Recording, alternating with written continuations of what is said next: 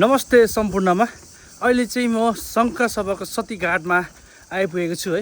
यो चाहिँ हामी पुलमा छौँ हैन शुभमजी हामी साथीहरु। ल हेर्नुस् है त। ल यो चाहिँ अहिले चाहिँ हामी पुलबाट जाँदैछौँ है। अरुण नदी एकदम दामी भएर छ है पुलमा हिँड्नु चाहिँ। हेर्नुस् है त जोस है। यहाँ मलाई चाहिँ मजा आइरहेको छ। पुलमा चाहिँ तपाईहरु कोलाई डर लाग्छ है। मलाई चाहिँ अलिअलि मात्रै डर लाग्छ। र यो चाहिँ तपाईको कुन खोला भन्छ सुमन्जीलाई? अरुण हो? अरुण खोला। र डिङ्ला जाने बाटो यहाँ चाहिँ हेर्नुस् है यो फेरी तरेर आउनुपर्छ। हामीले चाहिँ गाडी पराइराख्यौँ है।